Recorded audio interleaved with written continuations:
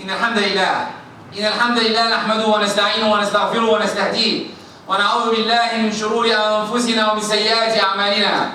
إنه من يهده الله فهو المهتدي ومن يضلل فلن تجد له وليا مرشدا. وأشهد أن لا إله إلا الله شهادة تنجينا من عذاب النار ويدخلنا الجنة من غير سابقة عذاب ولا عقاب. وأشهد أن محمدا عبده ورسوله وصفيه من خلقه وحبيبه. أشهد أنه قد بلغ الرسالة وأدى الأمانة ونصح الأمة ومحى الغمة وجاهد في الله حق جهاده حتى أتاه اليقين. فصلاة وسلاما على عبدك ونبيك محمد وعلى آله وصحبه وسلم تسليما كثيرا. يقول الله سبحانه وتعالى: بسم الله الرحمن الرحيم: إلا تنصروه فقد نصره الله إذ أخرجه الذين كفروا ثاني اثنين إذ هما في الغار إذ يقول لصاحبه لا تحزن إن الله معنا فأنزل الله سكينته عليه وأيده بجنود لم تروها وجعل كلمة الذين كفروا السفلى وكلمة الله هي العليا والله عزيز حكيم. أما بعد, all praise to Allah. All praise to Allah, the one, the only, the one who should be worshipped. I bear witness that Muhammad is his messenger, true mercy sent to us. If you follow it back, inshallah we'll be in Jannah. Amma ba'd. Subhanallah, these days we're passing through the Hijrah calendar year. We're finishing 1440 and we're starting 1441. What does it represent? What do we know about the Hijrah of the Prophet ﷺ? And what do we learn, lessons learned from that Hijrah?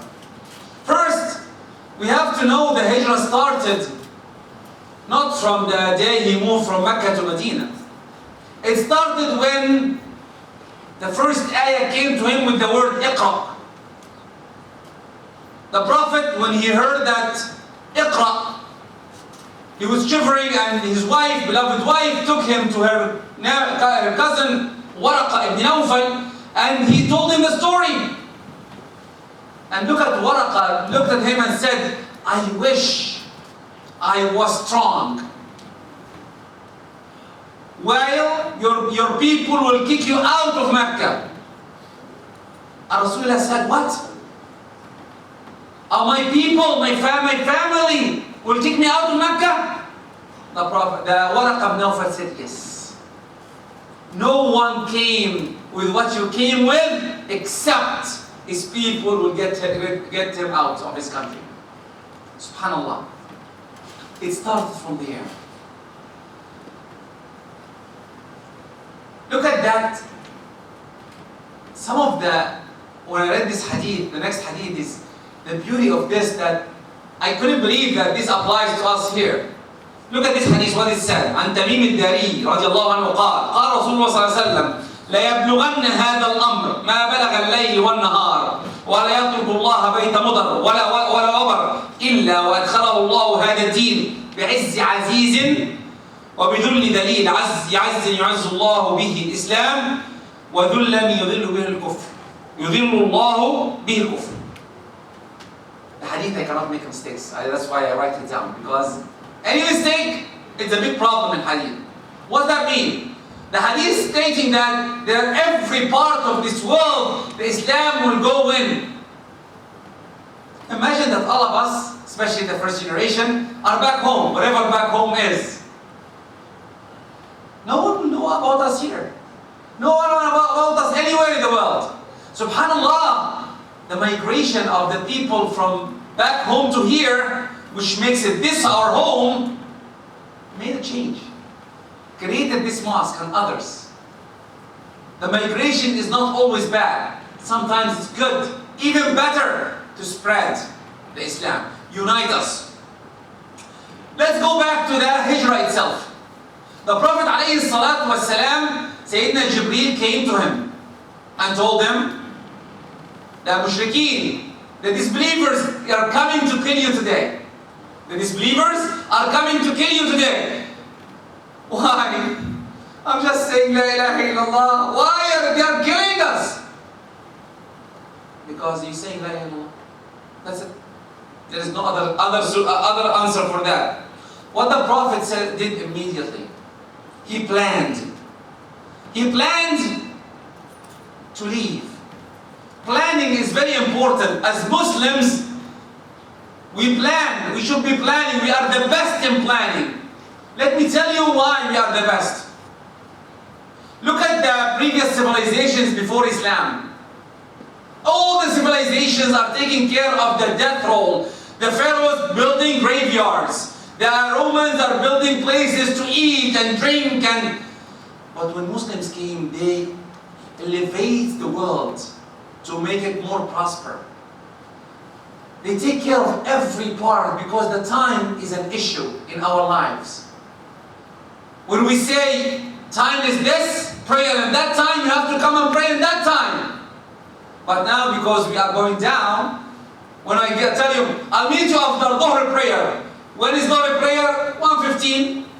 This means it's from 1:15 to 5, anytime in this hour. No. It's after Dhuhr prayer, it's Dhuhr prayer. Asr prayer, it's Asr prayer.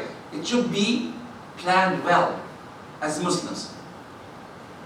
2, if you work in the sake of Allah, don't worry. How did I get that? The Prophet told Sayyidina Ali, radiallahu anhu, sleep in my bed. And the Prophet, and Sayyidina Ali, no, the mushrikeen is around the house. He will be killed. There's no way out. You will be killed. And Sayyidina Ali agreed. Agreed because he knows that he on the right path. Don't worry. And he agrees and believes that the Prophet told him. Even Sayyidina Ali said, this is the best night I slept. Because I know there is a tomorrow for me. The best night you slept. Why? Because the Prophet said, when tomorrow comes, start giving back the amanat. The people who leave the money in my house, so start giving it up to everyone. Then Sayyidina Ali believed that he will be alive tomorrow. Even though he's surrounded in our normal world, he will be killed. Subhanallah. When I'm preparing this khutbah, really, I found this story. I know it, but really it's not related, but I have to say it.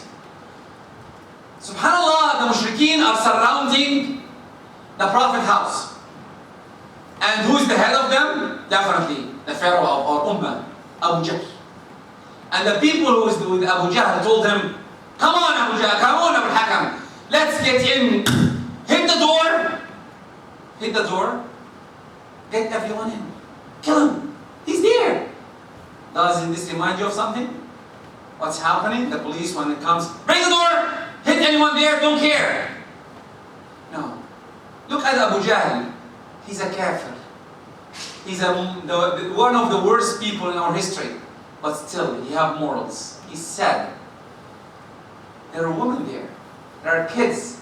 Don't you think that the people will say, why Abu Hakam, talking about himself, will terrify the people? How can I do that? How can I terrify the people inside the kids and the women? I wish that some of our people have these morals of this man. Even though he's the worst person, but still, you see if you compare some of our people that sometimes they're worse than Abu Hakam. It's a side story, but I said I have to say it because it happens in the Hijrah time. When the Prophet ﷺ and Sayyidina Abu Bakr, again the planning, he's choosing the companion. When you're traveling anywhere, choose the right companion.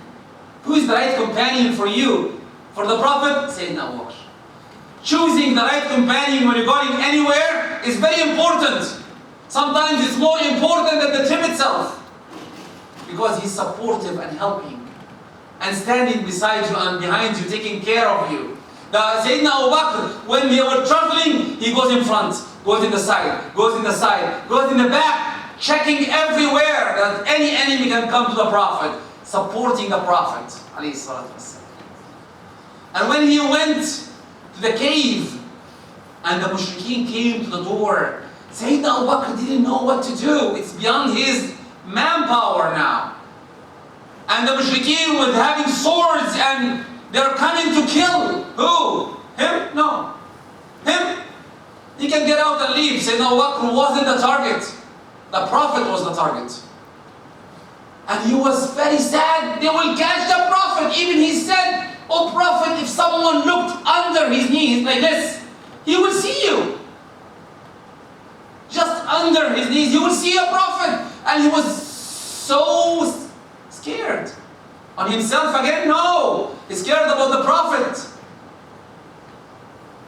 And look at the yaqeen. The Prophet now is the most yaqeen. He believed the most. He said, "Oh Abu Bakr, what do you think about two? Allah is the third." How can you even think about? Don't worry. Don't worry. لا تحزن. The Quran documented that. لا تحزن. Don't be scared. إن الله معنا. How many times, wallahi, this by itself is a khutbah. How many times you are in pain, you are in calamity, but you believe that Allah is with you. Tranquility comes in. If you see Allah in front of you, see the bounty of Allah in everything around you, you will be calm. You will never panic. You will cry. It's okay to cry, but you will never panic. That's what the Prophet did. He didn't panic. He said, "La tahzan, don't worry. They will not see us. They will not see us." Subhanallah. The Prophet left the cave after that. He went towards Al-Madinah. And who heard about him? A knight. One of the best knights at that time, Suraqa. He heard that 2 and 3 people are going towards Medina. All the description goes to the Prophet and his friend. And he went after them with his sword and his spear. And he wanted to kill them, definitely. 100 camels at that time is a big reward. And when he reached them, the Prophet, look at this dua. Every one of us should memorize this dua.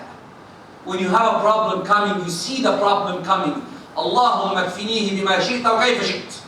Oh Allah, take care of him with your own means. I don't know how to do it. A night is coming, he can see you, and that's it. No way out. No way out. Allahumma kfinihi bima shi'ta wa kayfa shi'ta. And subhanallah, Suraqa is a knight. His horse cannot trip. He tripped. Come on, this is the first time. He went up the horse. Why are you doing that? Again, the second time, tripped. Third time, he tripped. He said, "No, hold a second now. No, it cannot be from me. I am the knight. It doesn't work that way. Oh Muhammad, give me peace." He went to him and said, "Okay, what do you want?" He said, "I want a letter from you giving me peace when I go back. Because I see that your da'wah will spread.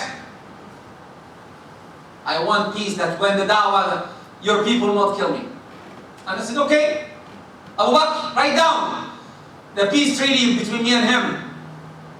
And the Prophet, because he knows that the dunya is still there in Suraqa, and he said, "Oh Suraqa, what do you think that if you take the 2 Suwarai of Kisra?" Suwarai, the kings, if you even now you see them wearing some rings here or some things in your bracelets. So 2 people are running away, are hunted from everyone, and he promises him the highest king in the world. Come on. He said, "Kisra Nishawan." He's just confirming, is this king? You're talking about him, right? You talking about this man? I said, "Yes. Kisra ibn Shawan." Wow, what does this teach us? Hope is there everywhere. Don't worry. Hope is there. The Prophet is the Prophet of hope. He's giving you hope even in the darkest time. Everyone around him want to kill him, but still he can see hope there. from the promise of Allah subhanahu wa ta'ala. And he said, okay, write it down. He wrote it down that you have Suwarai Kisra. And subhanAllah, to jump in this story, and the time the Prophet died, and Sayyidina Abu Bakr died, and then came Sayyidina Umar, and they opened Al-Madain, and they got Suwarai Kisra.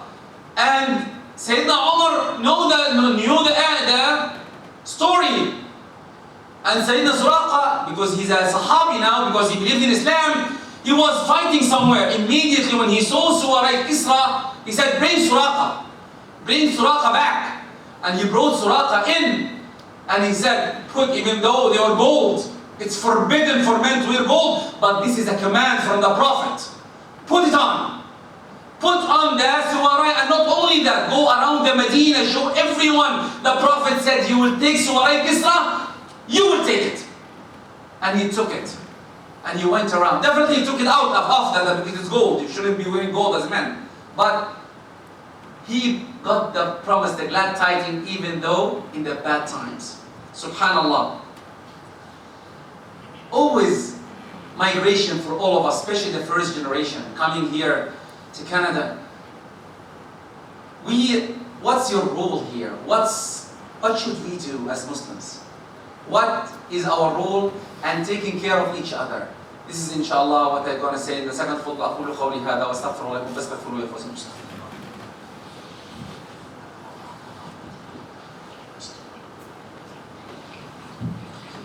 إن الحمد لله نحمده ونستعينه ونستغفره ونستهديه ونعوذ بالله من شرور أنفسنا ومن سيئات أعمالنا. أما بعد. Our role as migration, when the Prophet ﷺ moved to Medina, if you read about the history of the migration, the Meccan people going to Medina. Imagine that a city, they want to evacuate it and they move it to another city. What they do, they put in concentration camps or some places, like everywhere in the world you'll see. But subhanAllah, the people in Mecca, when they came to people in the Medina, what happened? The Prophet comes, you and you are brothers, you and you are brothers. Imagine someone comes to you and said, now you are my brother. Not only that, I'll take half your money. Not only that, you have 2 wives, I'll take one of your wives. What are you going to say? What are you going to do? I don't know. Honestly, when I think about it even, what can I do? Think about it. That's hard. But because the belief is what is the highest, it's one of the best migrations happening in the world. Everyone supported everyone.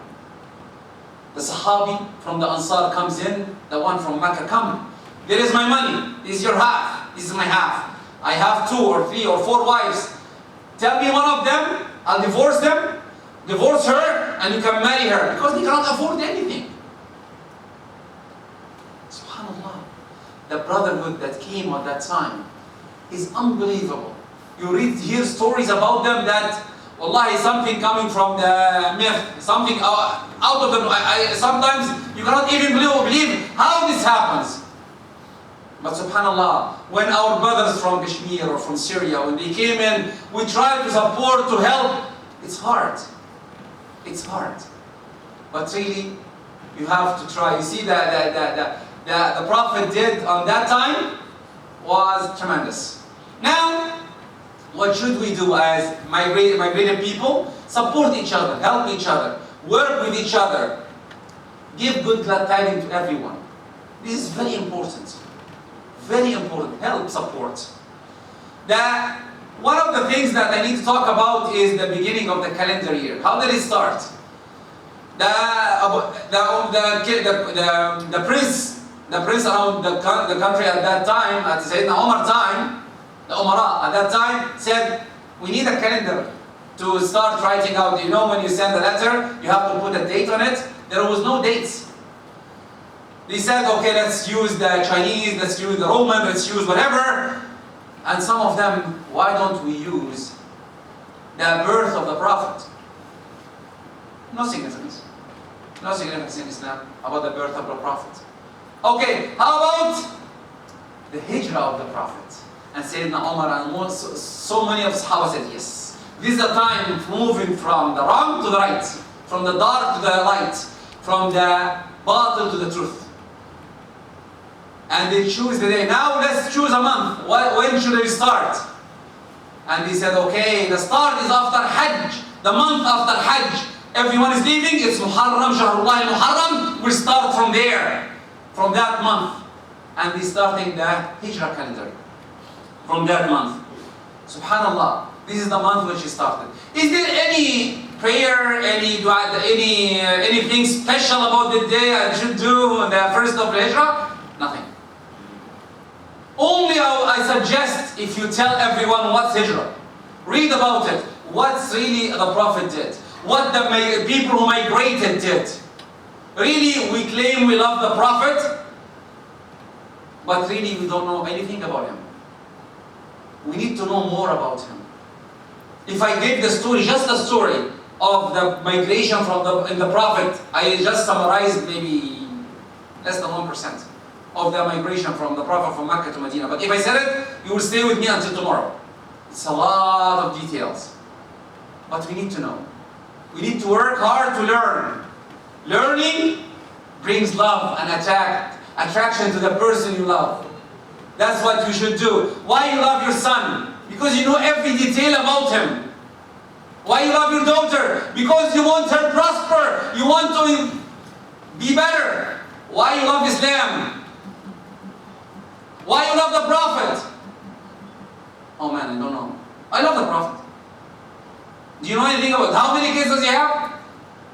When he was born, what did he do? That's a question for everyone. Even me. I still need to learn more about the Prophet. One of the things that I want to talk about is Muharram. We have the 10th of Muharram. SubhanAllah, this year, as far as I saw the calendar, the 10th of September will be the 10th of Muharram. But you have to check, you have to work. Do your due diligence. Look at the calendar. What the 10th of Muharram? The Prophet said, alayhi salatu wasalam, if you fast the 10th of Muharram, it's equal to a whole year of hasanat. And I always say, especially to the youth, what does it mean, a whole year of hasanat? Oh, you compute it. From 10th of Muharram to the last 10th of Muharram, how many hasanat did? 1 million, 2 million, 10 million? You will take a bonus of 10 million hasanat in one day of fasting. 1 day of fasting will give you a whole bonus of hasanat. Just that. You fast 1 day. Like Arafat. Arafat, you take 2 years, last year and this year of hasanat. 2 years, someone will ask, come on, I did Arafat. Why should I do 10th of Muharram? If you're old like me, over 25, and really, you know that how many sins you are grabbing, you will need to fast that day. Because the hasanat, we need every hasanat. If you're really perfect, and you're doing everything perfect, at least elevate in Jannah. You will take the hasanat to be elevated up in Jannah. You need the hasanat to stand in front of the sayyi'at sometimes you do. Inshallah, one day I'll talk about the sayyi'at, the simple sayyi'at that sometimes we do, we don't even worry about. Because sometimes I have a lot of hasanat, what should I do with it? Don't worry about it. When you open the book, you will see how many hasanat do we have. May Allah make us our hasanat more and more. Finally, finishing the migration of the Prophet, 2 people from Mecca to Medina changed the whole world. Created Islam in every part of this world. Subhanallah, here in Canada, if you ask anyone, especially the first generation, 1 year or 2 years before you come to Canada, did you think you're coming to Canada? I'll answer myself, no. For myself, when I came, if you ask 2 years before that, I didn't even dream of coming to Canada. Why? I'm living in an Islamic country, prosper, enjoying, praying. In the masjid I can hear the adhan, that my family is beside me. Why should I come? Why? Why should I migrate to a new environment, build and start building a new family? A new family. Creating new cousins, new brothers, new sisters. Why? I have my own. But really Allah have a plan for every one of us to meet. Definitely if I'm back home, I will not see these beautiful faces in front of me. And you will not see each other. But Allah brought us, every one of us, for a reason. Find your reason. Work with it. And try to prosper and make every free move of yours count.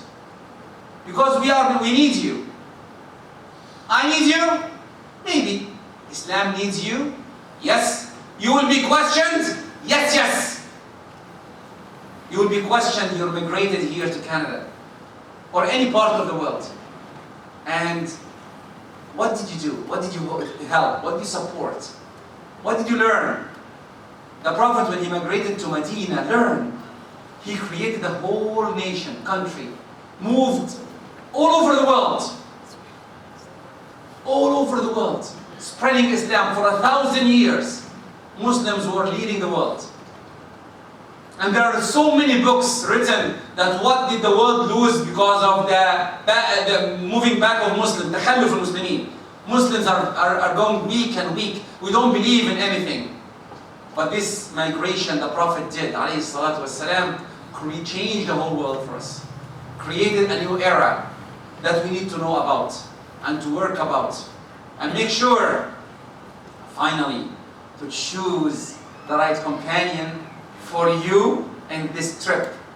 Because you will need it, because you migrated, and you'll keep on migrating from a place to a place. You need your friend to support and help. اللهم اهدنا فيمن هديت اللهم اهدنا فيمن هديت وعافنا فيمن عافيت وتولنا فيمن توليت اللهم اجمعنا ولا تفرقنا اللهم اجمعنا ولا تفرقنا اللهم اغفر لنا ولوالدينا ولمن سبقنا بالإيمان اللهم اغفر وارحم واعف وتكرم وتجاوز عما تعلم إنك تعلم ما لا نعلم اللهم إنك عفو كريم تحب العفو فاعف عنا. وآخر كلامنا الحمد لله رب العالمين وصلى اللهم على النبي الأمي وعلى آله وصحبه وسلم تسليما كثيرا. قوموا لصلاتكم يرحمكم الله.